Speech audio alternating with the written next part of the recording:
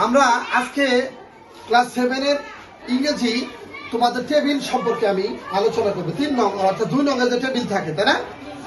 টেবিলের যে 3টা বক্স থাকে, অর্থাৎ 3টা বক্স থেকে আমাদের টেবিলে কি করতে হবে, ওই জিনিসগুলো নিতে হবে। এবার আমি তোমাদের এই বক্সের যে টেবিলটা আছে অত্যন্ত সুন্দরভাবে আলোচনা করে আমি আজকে বুঝাবো। সেই বুঝানোর মধ্যে তোমরা কিন্তু অ্যাটেনশন থাকবে, সবাই মনোযোগ থাকবে, তা না হলে কিন্তু ক্লাসের পড়াটা বুঝতে পারবে না তোমরা সবাই। এবার আমরা চলে আসি টেবিলে। এবার টেবিলে দেখো সবাই, যেমন ওয়াটার, আমাদের আগে ওয়ার্ড মিনিং জানতে হবে। ওয়াটার অর্থ পানি, ইট অর্থ এটা, পলিউটেড ওয়াটার দূষিত পানি। পলিউটেড ওয়াটার অর্থ কি বলে তো? দূষিত পানি।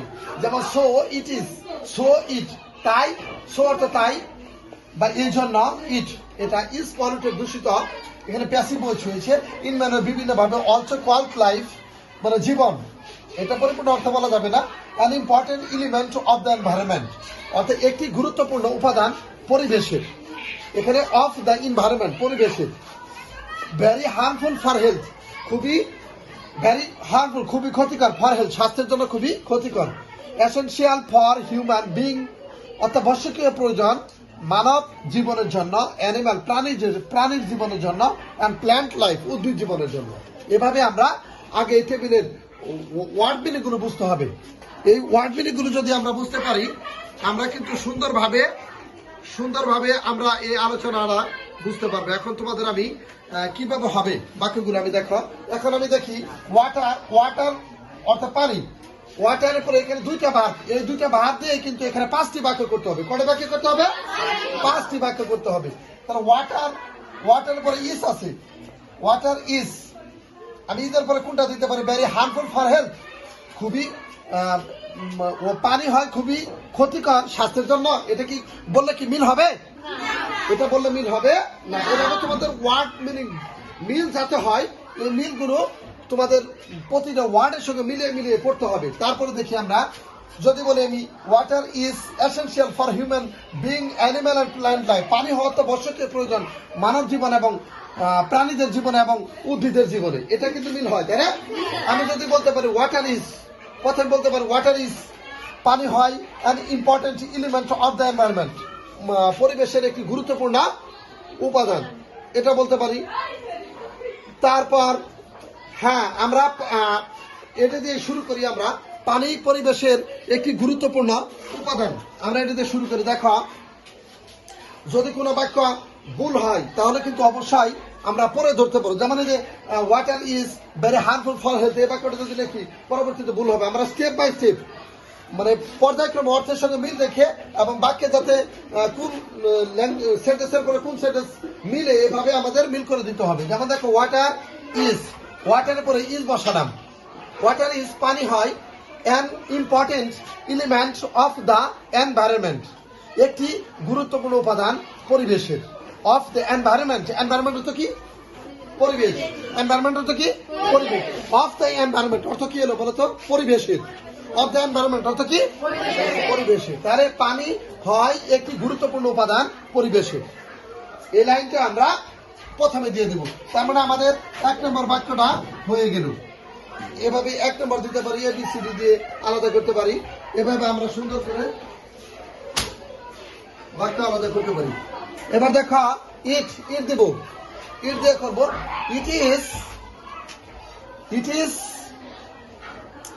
ইট অর্থ এটা, এটা হয় এসেনশিয়াল অত্যাবশ্যকীয় প্রয়োজন। এটা বলতে কোনটা বলে তো? পানি। এটা বলতে কোনটা? পানি। পানি হয় অত্যাবশ্যকীয় প্রয়োজন ফর হিউম্যান বিং মানব জীবনের জন্য। ফর হিউম্যান বিং অর্থ কি? মানব জীবনের জন্য। অ্যানিম্যাল প্রাণীদের জন্য, অ্যান্ড এবং প্ল্যান্ট লাইফ উদ্ভিদ জীবনের জন্য। কিসের জন্য? উদ্ভিদ জীবনের জন্য। তার মানে আমি এখানে 2টা বাক্য শেষ করলাম। এই বাক্যটা শেষ করেছি এবং এই বাক্যটা শেষ করলাম। কয়টা বাক্য শেষ হলো? এখানে 2টি বাক্য শেষ হলো। এবার আমাদের বাক্য কয়টা করতে হবে? 5টা। এবার আমরা আসি, এভাবে দিতে পারি, it is polluted, it is polluted দিতে পারি। ইটের পরে ইজ পলিউটেড কিন্তু প্যাসিভ ভয়েস হয়ে গেছে। ইজের পরে যখন ভার্বের পাস্ট পার্টিসিপল ফর্ম হবে সেটা কিন্তু প্যাসিভ ভয়েস হয়ে যায়। কি হয়ে যায়? তাহলে ইট ইজ পলিউটেড, এটা দূষিত হয়। এটা কিন্তু দূষিত করে না, ইট ইজ পলিউটেড, এটা দূষিত হয়। মানে পানিটাকে কেউ না কেউ দূষিত করে। পানি কি নিজে নিজে দূষিত হয়? পানিকে কেউ না কেউ দূষিত করে। তাহলে এখানে ইট ইজ পলিউটেড, এটা দূষিত হয় ইন ম্যানি ওয়াইজ, বিভিন্ন ভাবে, ইন ম্যানি ওয়াইজ। বুঝতে পারছো সবাই? তাহলে এখানে আমাদের কটা বাক্য হলো বলো তো? তিনটা।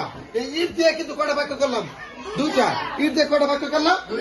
তার মানে এখানে ওয়াটার দিয়ে একটা, ইট দিয়ে দুইটা, কটা হলো? তিনটা। এবার আমরা পলিউটেড ওয়াটার আসি। পলিউটেড ওয়াটার, দেখো, দূষিত পানি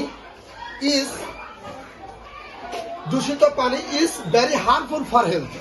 এই ব্যাখ্যা দিতে পারি, দূষিত পানি আমাদের স্বাস্থ্যের জন্য ক্ষতিকর। এখানে হার্মফুল, এই দূষিত যদি এই ব্যাখ্যাটা দিই, ওয়াটার ইজ পানি অত্যাবশ্যকীয় প্রয়োজন, দূষিত পানি প্রয়োজন মানব জীবন, প্রাণী এবং উদ্ভিদের জীবনের জন্য। এটা কি ঠিক হবে? এভাবে ঠিক হবে না।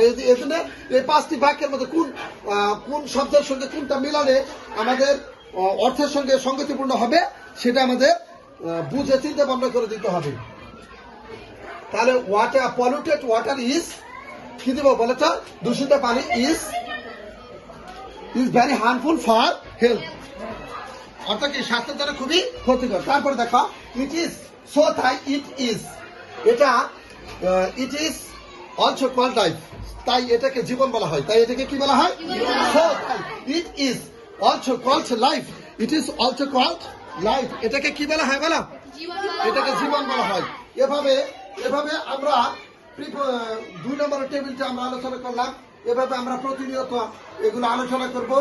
আমরা ক্লাসে অত্যন্ত মনোযোগ দিয়ে যেভাবে তোমাদের বুঝালাম, এভাবে তোমরা প্রতিটা টেবিলে প্র্যাকটিস করবে। Thank you, thanks for watching my video.